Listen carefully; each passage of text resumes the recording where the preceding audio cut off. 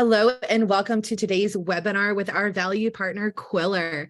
We are excited to get started here. I'll go ahead and start with introductions. I am Gina Guerrieri. I am the Partner Success Manager here at RevGenius.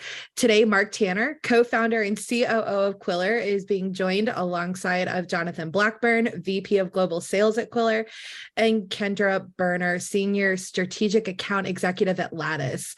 And we'll be going over how to close deals during a downturn. Guys, you will want to take lots of notes. Please ask a lot of questions in our Q&A. Thank you so much for taking the time to attend our webinar today. And we will go ahead and turn it over to the deal closing experts. Hello, everybody. Thank you so much, Gina, John and Kendra. It's just fantastic to be here with you. Hello, friends. Please do ask lots of questions. We would love to sort of have this be interactive and have lots of Q&A at the end of this. We're going to run through this all now, but I think there'll be chances for Q&A at the end. So look, I think from our side, the thing that's on everybody's mind here is, oh, Gina, we've just lost the slide. There we go. So I think the thing is on everyone's mind here is that we are entering a changing world. And I think for those of us who've been in sales for a while, look, the last few years of selling have been some of the best we've seen in our career. There was a lot of people, out there, buyers, I think a lot of interesting stuff happening and a lot of people feeling generally positive about the world and sort of growth and change. And obviously, there were some COVID challenges as well in there.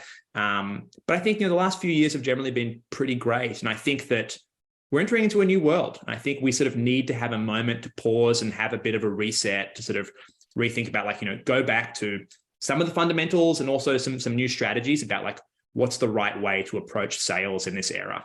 I think it is getting hard. I think it's getting especially hard in tech, which is, I think, obviously where we are. There's a whole sort of ecosystem change happening around there at the moment. Right now, Qwilr is going through this, budgets are being set for 2023 and finance is going through with a red pen. And I think it's going to be a bit sort of more challenging to sort of find that budget sort of than generally.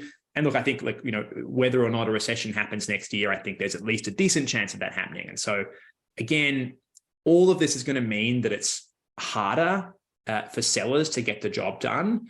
Fear, uncertainty, doubt is nothing that sellers aren't aware of. But I would say that, again, now is a time for us to sit back and reflect upon what those fundamentals are, what some of those right strategies are, and have a bit of a reset. The other sort of important thing to say here is that selling has also changed a lot in the past couple of years. And so I think the way that people did these resets in the past is sort of a little different now because we do live in this virtual selling world. The other thing that's happened over the last few years, especially, has been this move towards virtual selling, this move towards online, this much more research being done earlier on, as well as, frankly, I think buyers having a lot more power in the process and a lot less contact time with reps. And so I think that also sort of colors, I think, this sort of change in this sort of market, and something we sort of want to make sure we touch on a little bit as well. So look, that's the intro done here. Let's actually sort of go and dive into what it actually means to sort of change up here. So Gina, if you want to throw to the next slide. All right. I'm sure this is something that if you're a sales rep, this is your sales leader has said this to you, millions of times, or if you've read the books, this is one of those things that's out there, but it really is fundamental to doing well at sales, to knowing where you win. I think most companies right now, there's been a bunch of reports out. I'm sort of looking in tech world, but a bunch of reports out that are sort of saying generically across the board, sales cycles are lengthening, win rates are declining. And I think, as we have this transition, in good times, a lot of mediocre deals can look decent. I think things that once are sort of on the edge of where your product or service is able to sort of add value, a lot of them can end up being wins, even though it's a little bit marginal. But in bad times, you really kind of actually really truly need to know where do we win? Where are we excellent? Where is the spot that we have our sort of sweet spot? John and Kendra know I've got this terrible analogy coming. So here it is. One of the things that I've been sort of thinking about in this sort of zone is if any of you are into like, blackjack or poker or any of those sort of things there, like I think in the modern version of those games, it's a really sort of numbers driven game, playing poker or blackjack. And the best players always know how to score their hand. And so when you get a hand dealt, you sort of have this understanding of like, okay, this hand in this scenario has about a roughly this % chance of winning. And I think sort of having the same understanding with your deals matters as well, right? And sort of looking at your pipeline and being like, oh, this particular deal, because of this particular, thing, whether it's to do with like industry or company size or region, or there's a whole host of different possible things that can lead to this. It could be pain or use case or whatever. But this one, like, we kick ass at this. Like, we're fantastic at this. We're going to close this every day, versus here's where it's a bit more marginal. It doesn't mean you can't work the marginal deals, but you do need to be honest about like where you spend your time and how you think about that. So I'm going to shut up here. I've had, a classic founder monologue to kick this off, but I'm going to throw over to JB now. JB, how do you think about this, this sort of challenge? Yeah, it's a fair question. I think there's a couple ways to look at it. I shouldn't say any, but most companies have a pretty good idea of what their ICP is. By ICP, I mean their ideal client profile. As you mentioned, Mark, that could be industry, it could be team size or company size you're selling into. It could be the problems you're solving, the location, a couple of things, or any number of those or all of those. So I think like being really clear on what your ICP is important. If you're a sales leader or a sales rep or just a revenue leader and you for whatever reason don't have a clear idea of what that might look like for you, or you just want to kind of validate that, I would urge you as an AE even to kind of go through the deals you've won over the past maybe like 6 to 12 months, and look at the similarities in terms of how large are the deals, who are you selling into, how many people were involved in those buying cycles, and if you're a revenue leader and you feel like you have a pretty good idea of what your ICP is, but maybe you want to kind of double down or look back on that, I would urge you to do the same thing across your team, just to make sure that the types of deals that you believe and think you should be working are the ones you're actually winning, and you get a better feel for how you're actually winning those, which I think ties back to like, there can sometimes be a case of the deals we want to be working, the deals that we want to close versus the deals that we're actually winning, and what that looks like. And so I think, my recommendation there would be to look back and have an honest kind of look in perspective on what the difference is between where you want to be versus where you actually are winning, and how you could influence that. Yeah, I think that's a great point. And just to sort of double click on that, I think if you're a rep on this call,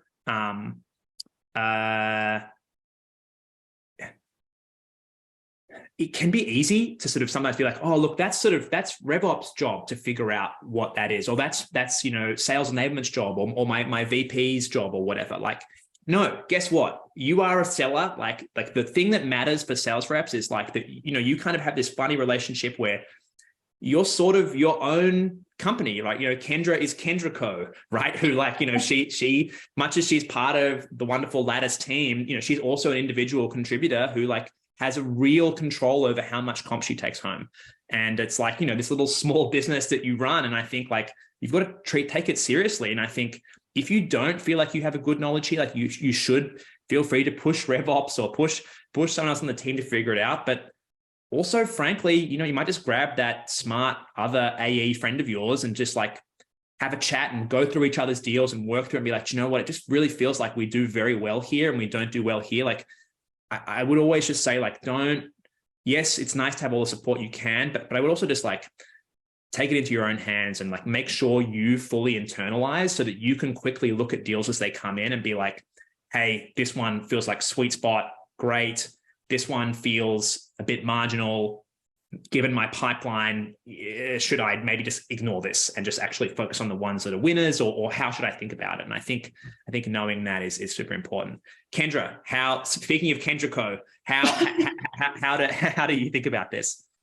No, I love it, Mark. Actually, the thing that came to mind for me with your great analogy is obviously everyone wants a royal flush, but like how often does that happen, right? Like, but yeah, I'd love to share my opinion, just coming from like the rep lens and doubling down even on what we were talking about in JB, what you were talking about with, it's probably this balance, especially in the climate that we're in today, of going back to what's been repeatable and anchoring ourselves in that, but then also still being willing to think about how can I do things differently, because it is going to be a harder sale, right? And so a story that comes to mind for me is, working at Lattice, we emphasize in really strategic people programs and thinking about reframing Lattice not just as an HR technology, but more as an employee experience platform. And so when we think about even our ideal customer profile, we have a lot of tech partners, but we also spent the past couple of years targeting agencies, since they usually have a lot of disjointed processes and a real high pain and high need. And so I think looking at your pipeline today, whether you're a rev leader or a rep, really emphasizing on like, where are my deals that had the highest pain points, where I really dug deep into that pain funnel. That's also going to help anchor those deals to very specific events or pain that can then propel it forward. Yeah, I think that makes a lot of sense. I think the other thing is also, I think sometimes one of the things we can also think about in downturns is having some degree of an idea around, there might be some people that you've sold to in the past that had great win rates, let's say perhaps in agency land. And sometimes there are certain industries that just get hit harder than others during downturns. And so sometimes you can be like, I know in the last couple of years, we've kicked ass at A, B, and C. But actually C is going to I think they're going to have a really hard time over the next little while, and just kind of trying to be, as John sort of said earlier, like trying to be honest with yourself, like about what the reality on the ground is and sort of what that looks like. Again, none of this means you shouldn't work certain deals. Like there's a lot of different contexts out there. And also, frankly, like hard times are when great reps are made. And I think you can actually really prove yourself and sort of show actually this deal that looks like it's a 50-50 deals. Actually, I win 50-50. This is going to make no sense, but I win 50-50 deals, greater than 50% of the time. That sort of makes sense. I sound like the Anchorman quote. Anyway, but I think that side is great. All right, let's flip over. So, sorry. Before we wrap up here, any final thoughts here? All right. Know where you win, super important. The next most important thing, and Gina, if you could flip us along, is pipeline. JB, take it away. Yeah. So I think, as Inti mentioned, like knowing the deals you win, knowing where you win, knowing how you win, really important. If you just kind of follow that a little bit further down, I think the next kind of maybe obvious, maybe not so obvious question is, cool. So now we know where we win. How much pipeline do I actually need to hit my goal and to hit quota? I think, there's kind of a standard, like, take your win rate and then divide that or multiply that to actually understand how much pipeline you need. So if you win 50% of your deals, you have a quota of 100K, you need 200K of quota to hit goal, kind of basic sales math. But at a time like this, I think that question doesn't become as standard and as obvious, especially when the environment is shifting.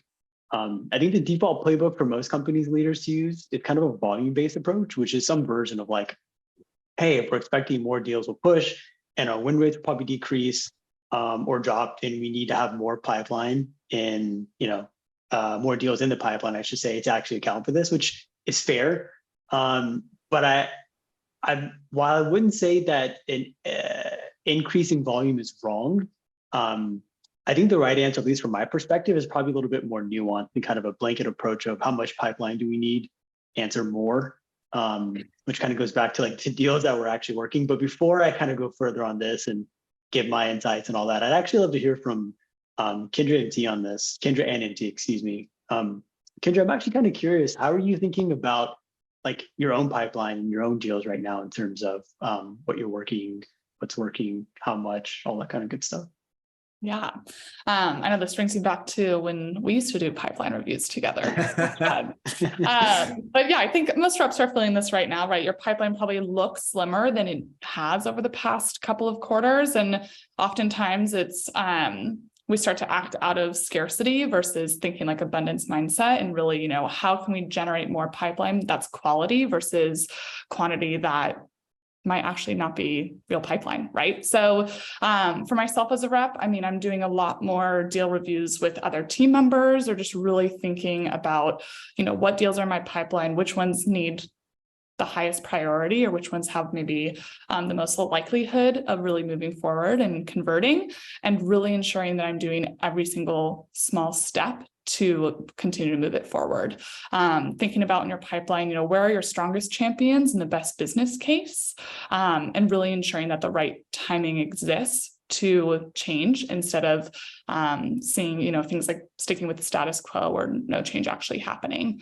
A story that I have for one deal that we actually had earlier this year is we had a great champion that really just had strong clout at a financial company. And she, was really sharing that she could make change happen. But we learned later on in the deal that she had already recruited another executive sponsor besides our main executive sponsor to push the deal with Lattice. And I think that was a huge part of why we were able to stick to the right timing, stick to an agreed upon signature date, and avoid some hiccups that can naturally happen, is because we had multiple exec sponsorships. So thinking about that with even your, number one deal for the quarter, and your top 3 deals for the quarter, and how you can continue to really test your champion, but cultivate a great one too.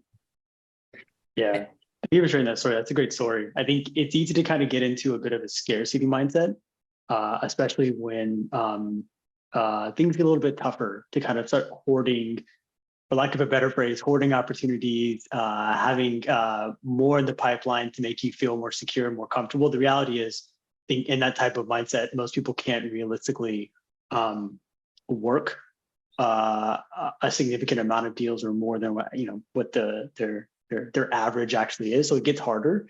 And I think you end up kind of getting to this spiral, or you can get into this spiral where it gets harder to know where to spend your time. So I think that totally makes sense. Appreciate the story. And T, I'm actually curious your thoughts on this. Yeah, mate. So I'm just raring to go. I think on my side, like one of the things, and this sort of ties back to knowing where you win, like even if you know where you win and you sort of look back over the last few years and you sort of say like, hey, we win these deals at, let's sort of say like a really high rate. Like we win these deals at like a 40%, rate, something like that. It's a very strong area. That's going to go down, right? Like, so it still might be the best win rate, but that in all likelihood, that's probably still going to go down. And I would say that, and this is not to sound like a jerk or anything, but I would say that in good times, it's easy to let bad habits in, or to be, a little bit lazy on some deals and be like, oh, that one's going to be fine now. And like, you have to like forget about that. And I would say that, being very intentional and thoughtful about like following all the right steps, all the right process, trying to sort of go through this and like really treat every deal with that you think is a real winner with like care and love and, water that plant, etc. I think that sort of really matters. And I would say that, again, with this pipeline thing, there is that inclination of like, oh, we just need more we need way more pipeline in here. And I totally understand that, but I think that the reality is that deals that, let's say that a deal, used to take you, I'm pulling numbers out of the air here, but it used to take you 20 hours of work for this deal, or 10 hours, I'll say 10 just to pick a number out of there. It took 10 hours of work to sort of get this deal done. Maybe that deal now needs like 15 and for the same sort of win rate. And that kind of means that if you play that game of just, taking your pipeline from, again, pull a number out of the air, 20 deals in your pipeline to 40, like it actually can be harder to really give the effort and energy to like really make sure those good deals come through and get closed at a good rate. And I think that's, again, that can sort of work against you if you go down that pipeline stuffing path, or you hang on to deals for too long. Like a cluttered pipeline, it's just hard to be focused on what actually matters, like what is real, what matters. And I think that, I think you do, like, it's hard. Like, this isn't like easy stuff. This is like where, again, like the really like excellent sellers show themselves and prove themselves, but it's not by, cheating. It's not by being lazy. It's not all, there's no sort of, I'm sorry. This, if you came to this webinar expecting like this simple hack is going to change your life, we're not here in tweet thread land. We're in reality. And, I think that's the sort of the reality you do need to be mindful of, is if you do have too much pipeline in a funny way, it can work against you. And just to sort of be mindful and thoughtful around that. Yeah, I think it really kind of ties back to what we mentioned before, which is maybe a better question to ask is like, how much of the quote unquote right pipeline do you actually have?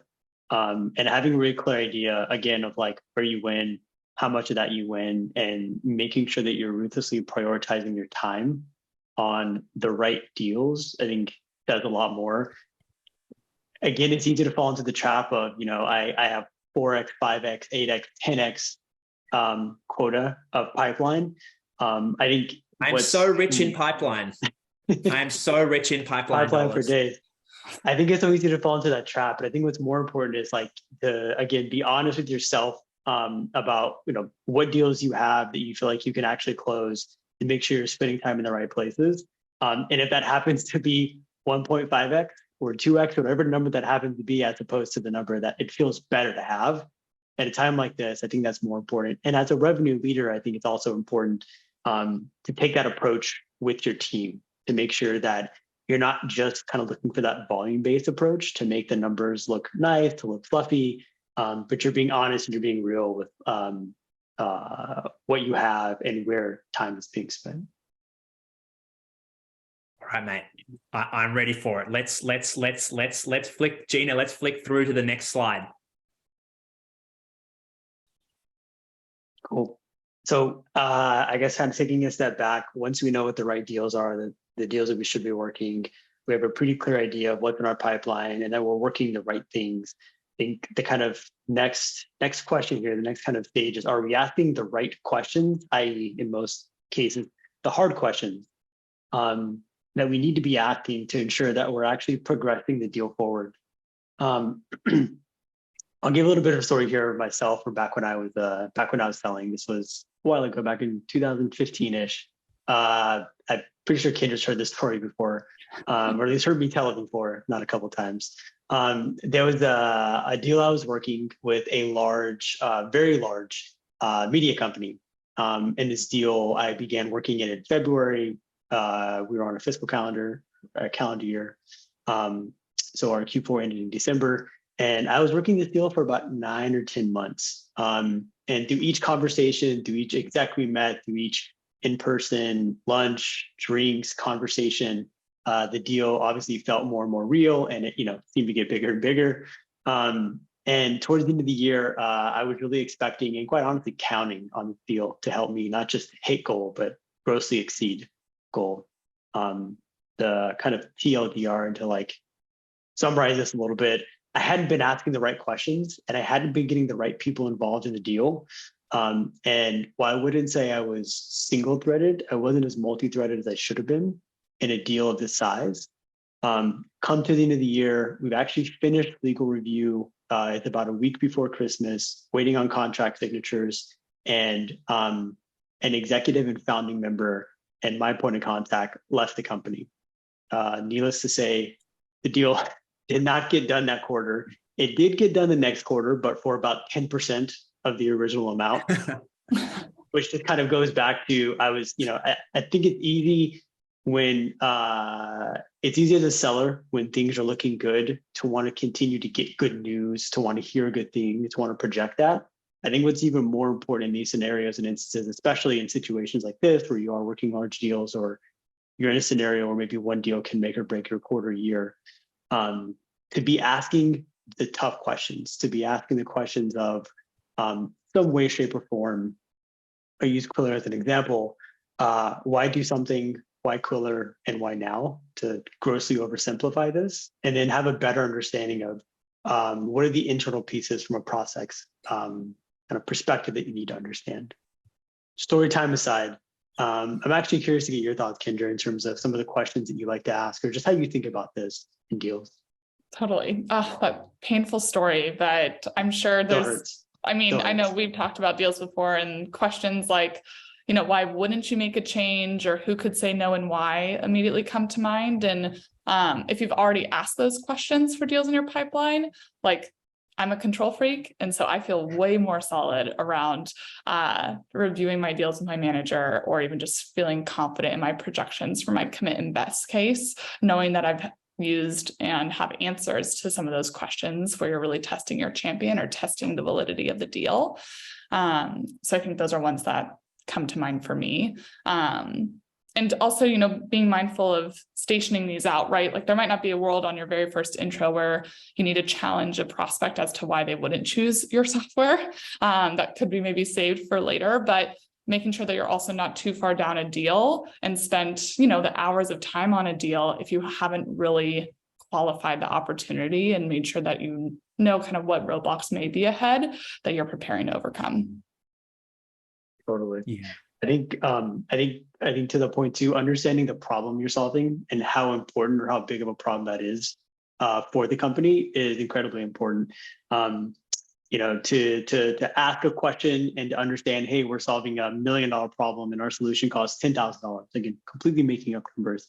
That could sound great, but in the context of, you know, the company needing to solve something that's, you know, $100 million problem, that $1 million might actually like not even make the top 10 in terms of most important things.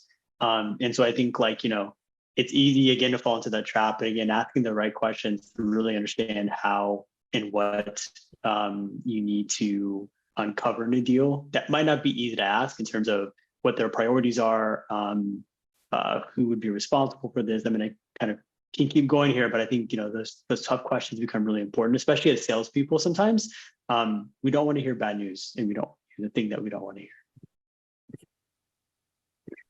I mean, go ahead. Yeah. I mean, I think the way I sort of think about this is,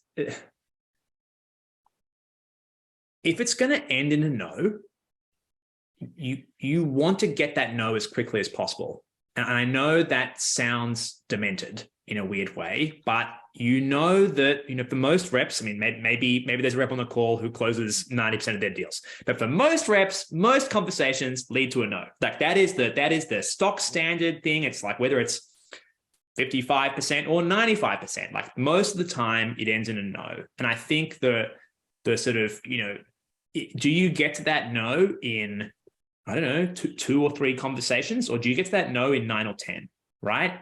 And the delta between 3 and 9 is 6 conversations, a whole bunch of mental brain cycles, all this effort and energy that you could have been putting towards nurturing and loving and watering that plant I sort of mentioned earlier, that these other deals that sort of have real chance. And I think that, you know, that's just like the important rational thing to sort of, you know, be aware of, is that if you can, oh, Gina, we've lost our screen again.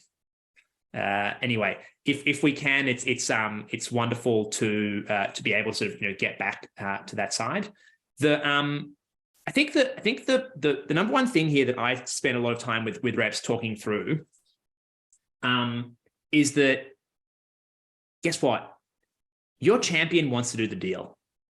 They're not here talking to you for no reason. Like, they really want to do the deal. Like, they're excited about it. This is all positive. This is great. You and them are like on the same page. Wouldn't this be the most awesome thing for the thing? Like, unless your champion is the person who can get the deal done, that doesn't, insert bad word, matter. Like, it doesn't freaking matter. Like, I think, like, you need to be able to remove the delusion of one really happy champion leading to a deal. Now, again, there are some times where your champion is the CEO. Congrats to you. You're going to be fine. But every other sort of instance, like, I think the reality is you need to have some awkward conversations with them. Now, as Kendra said, maybe you don't have it on the first call. You know, maybe you build a little bit of rapport, get a little bit of love. But by call 2 or 3, you should feel comfortable with them sort of being like, hey, how's this actually going to get done? Like, who needs to approve this? Do you actually have budget? that's going to be like, this is like a thing to tattoo on your forearm, like for the rest of the year, just be looking at is like, do you actually have budget, right? Because a bunch of people, will love the solution you have, but won't necessarily have budget. And I think like finding ways to get to budget is like another thing we can talk about later in this call. But I really do think that you do need to have those somewhat awkward conversations with someone you may have developed some nice rapport with sooner rather than later. Again, probably not call one, although maybe call one, depends on your vibe. But I would sort of say that's one of the big traps you can fall into is this sort of eternal good vibes of a lovely champion where both of you agree this is the right move, but actually neither of you have the ability to close the deal. Yeah, for me, that brings up really anchoring on, how have you done this before, right? Like who are you talking to that has experience and actually crossing the finish line, mutual partnership. And then you can mimic a lot of that process too, in terms of mutual action plan or timelines. If you also are working with someone who's already done this before and has the ability to do so again. Totally. No is, I think, my second favorite answer by a pretty wide margin. Yes, it's definitely number one, but I do like hearing no. As MT said, as demented as that may be. And there's a lot of good frameworks out there, opportunity management frameworks, things like MEDIC or MEDPIC and other like different methodologies that you can lean on here. But really having a clear understanding of why someone should do anything, why they should work with your company, why now, who's involved in the process. And having a healthy amount of paranoia and skepticism around why a deal might fall through, what obstacles might get in the way, and kind of working around that can all be really helpful and impactful in situations like this.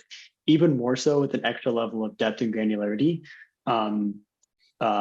when a deal tends to be a little bit larger, that can be even more important. Cool. Okay. Well, I'm going to flip forward. I'm being mindful of time here. That was an awesome chat. We've got two more things we're going to touch on here. So Gina, if you want to throw up the next slide, and Kendra, it's over to you. Amazing. Perfect. So I love how this is going so far because we're just progressing along our deal cycle here, which is very fun as well. Getting closer ideally towards a yes. And at this point, hopefully we're driving the decision-making process, but really thinking about, we have clean pipeline, we have a good champion ideally, your prospects are meeting your deal criteria, and we know that there is still always a risk, right? I think a statistic that we were talking about, which kind of blew my mind, is that 40 to 60% of the average salesperson total opportunity is usually lost to no decision. Kind of depressing, but at least we know, right? And I do think there is an ability for a really strong rep to influence making a change and holding their prospect accountable to this too. So we're going to talk a little bit about ways that we can do that and how reps have driven decision-making process. I know that Jonathan and I have talked a ton about mutual action plans. We both love them. And I think that's been a huge part of keeping deals later on in or the deals that are progressing in your pipeline, really keeping, mutual party or both parties accountable to a mutual action plan can be really helpful in moving the deal forward.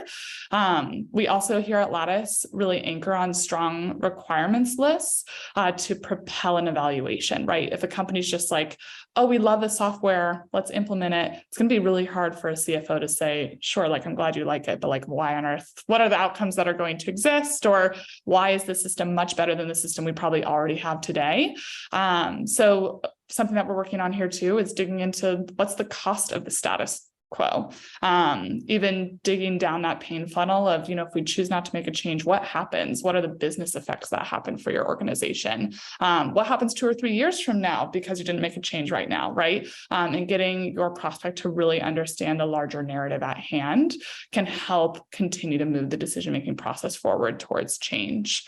I'd love to pick both your brains, Jonathan and MT, around what comes to mind in terms of maybe overcoming customer indecision in a downturn, right? We're going to have more people that are a little bit hesitant to make a change. So thinking about what we can do or what we can avoid, I'd love to get your perspectives. Totally. I think we're getting to a point where it's, and I think the stat really kind of points this out. In some cases, it's easier to do nothing than to do something. And you, as a salesperson, as a seller, really need to be able to kind of fully understand. I think the kind of part of this goes back to like the problem you're solving, and your understanding of how you win the deals that you tend to win more often, who's involved, what that process looks like, kind of hold people accountable to that, and hold your prospects and your, hopefully soon to be customers accountable to that. And also really understand, I guess going back to it, the problem you're solving, how important that problem is for the person and people you're talking to, but approaching it from a different lens, depending on who you're having that conversation with. If you're talking to, let's say you have a champion or an influencer or just a point of contact, I think it's really it's really important to make sure that the problem you're solving for them aligns to what you do, but also being able to reframe and refocus that as either conversations progress upward to VPs, C-level execs, or across different orgs within a company, in terms of, I understand the problem we're solving for the VP of sales, but how might this actually impact the COO or the CFO or other people within the organization? I think reframing it and being able to have clear articulation of the problems you solve, not just for the person you're talking to or people you're talking to, but others across the company, becomes incredibly important, because buying committees, I'm sure anyone who sells has felt this, are just getting bigger and bigger. They have been. I think there's a pretty big shift there after COVID. We kind of went to more of a remote world, and I think that's only continuing to expand now as budgets get tighter and companies get a little bit more, I'll say, tighter as well with where they invest and what they invest. Yeah, Jonathan, I mean, one that comes to mind or kind of along the same lines they just mentioned there, is around like, who else cares about this problem, and like kind of leaning in towards the supporting stakeholders to help your champion perhaps even access other budgets, right? Or just get more on board for that buying committee. We've done that with a couple of deals here that it's a little bit more of a unique buyer. You have to position your product probably in a different way, like a different value prop, but big problems for a company, multiple people will care about that big problem, right? And so finding out who those folks are is what's going to help you propel a deal forward, also with more oomph too. Totally. I think on my side, I mean, I think that look, I'm going to echo a few things, man. Like, not to go all challenge a sale on everybody here, but like, I think, I do think that if you have a depth of understanding in a certain field, and you can sort of push the buyer a little bit, be like, hey, like, again, knowing where you win. Hey, we've worked like heaps of deals in this area, and here are the impact. I bet, sometimes it can be the case that you've worked a bunch of these deals and they like, hey, you've brought up that there's problem A and problem B. We also often see problem C and problem D, and I think that, or when people roll this out, they also say, hey, we also had benefit X or benefit Y. And I think you should know more about this, right, than your prospect to some degree, or certainly like all the possibilities that exist out there.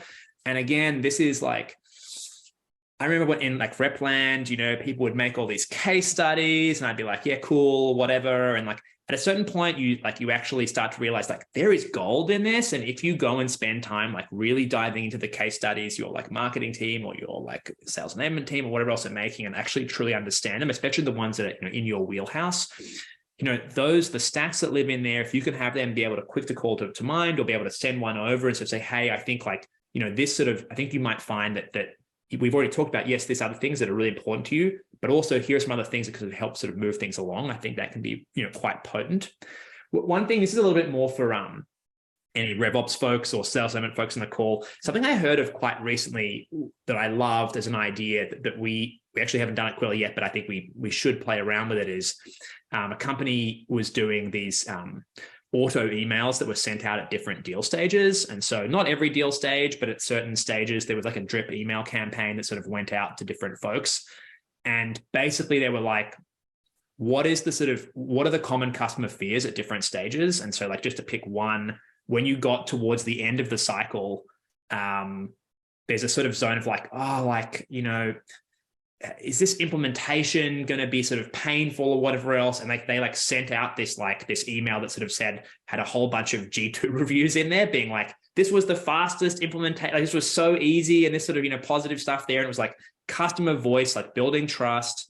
But then also was like very much talking about like, ROI or ease of implementation or like whatever the sort of relevant thing was there.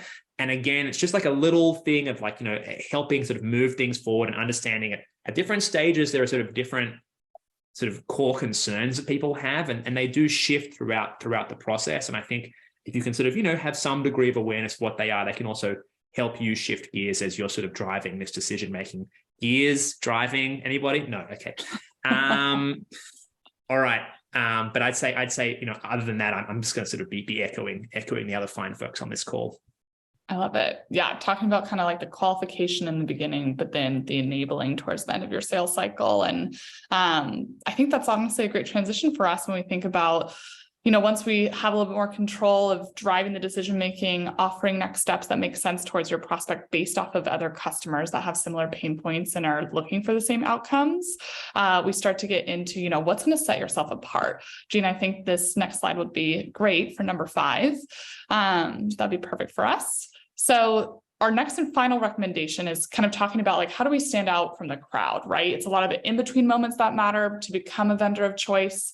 I think actually I'd love to start with a question here, which would be for Jonathan and Mark, a little bit on the spot, but anything that you've bought for your teams, can you remember a time where a seller stood out as compared to others and like why they did?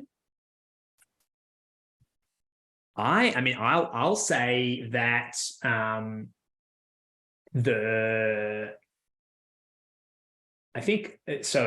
we had a realm a while back where there was there are 2 that come to mind. One was a simple one, which is I'm sure people are aware of Sendoso and people like that, getting a whole bunch of very personalized swag delivered to you, which was obviously from them, sort of showing off what they could do for us. And I think that even included some different customers of ours as this sort of thing which they'd grabbed from our website. And again, it was just a very personalized thing and a physical thing. I think that was a clever little moment.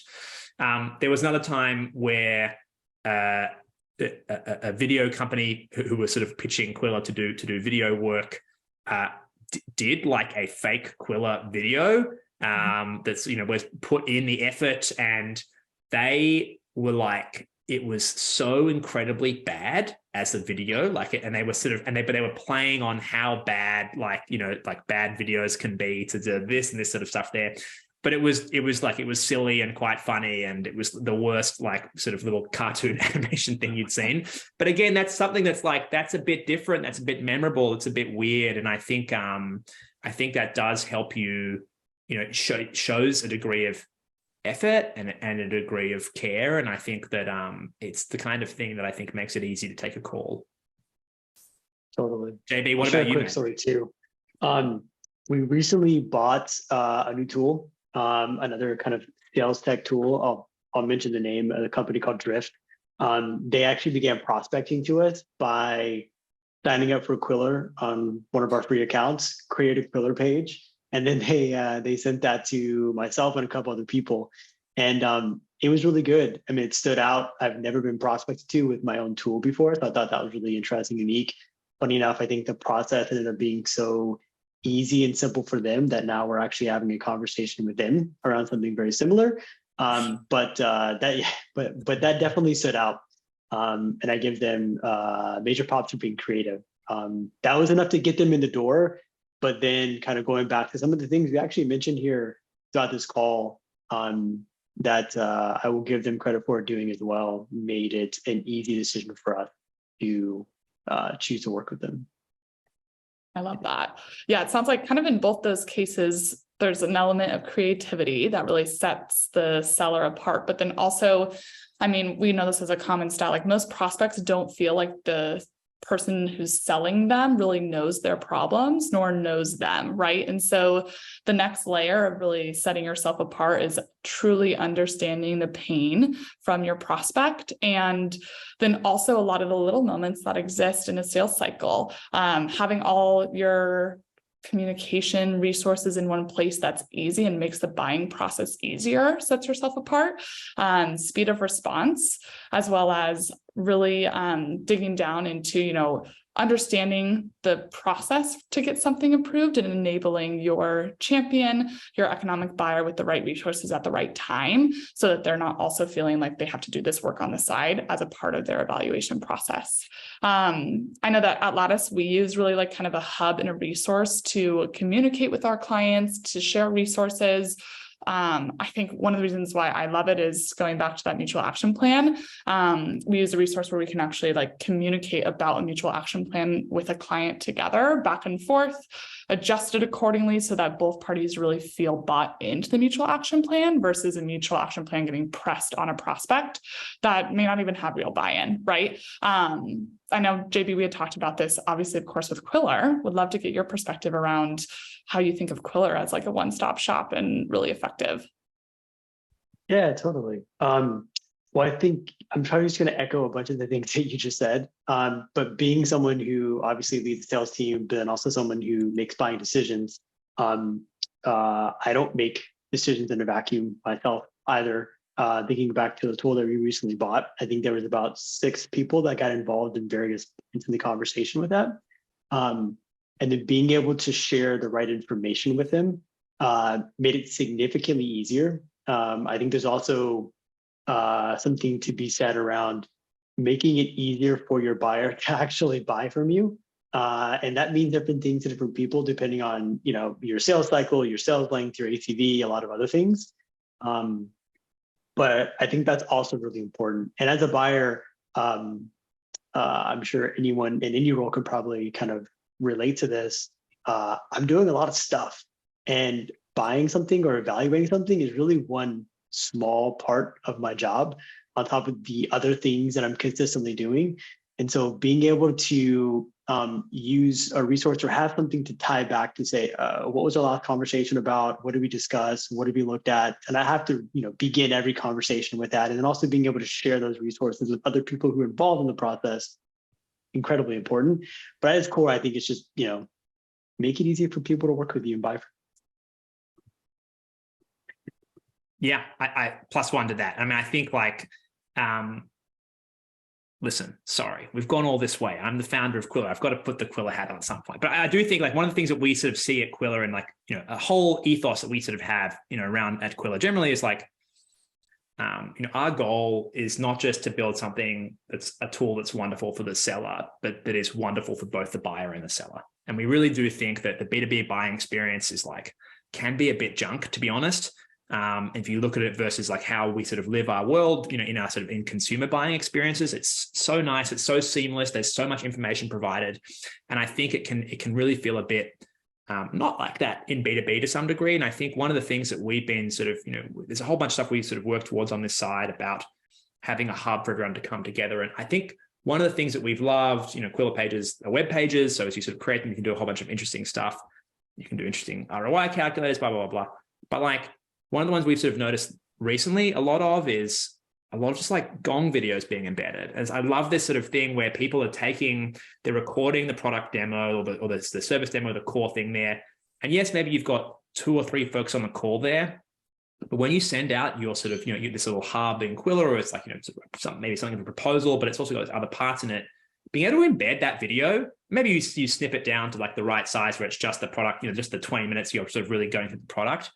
But the CFO joins the thing, he doesn't really know what's going on here. If he can just quickly, go in here, or maybe there's the CEO is there and she just wants to, have a quick look and understanding, this ability to very quickly say, what's all the information you want to get up to speed on here? Oh, there's some links to case studies, or there's this thing here, or I can see the pricing, oh, it's actually interactive, or do we need this or that? And I can play around and understand that. All of these sort of areas, whether it's in Qwilr or some other hub, I do think that's making it easy for the other parts of your buyer to get up to speed quickly and easily in a really nice way.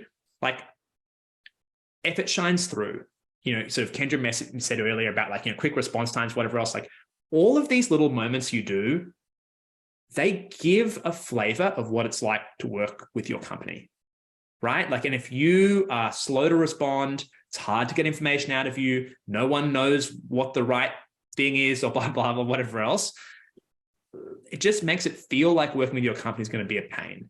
If it's a delight to work with you, people are going to feel like it's a delight to work with your company. Hopefully it is a delight to work with your company. And I think that, that's, that effort really does shine through, and never more so than in times like now.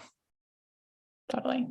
I think also just from the rep perspective, like I know which deals I felt like really, really strong in, right? Where you just had the right deal, the right movement across the deal, the right information at the right time for the buyer. And those are the deals they're usually most proud of that then carry or like propel you into your next series of growth.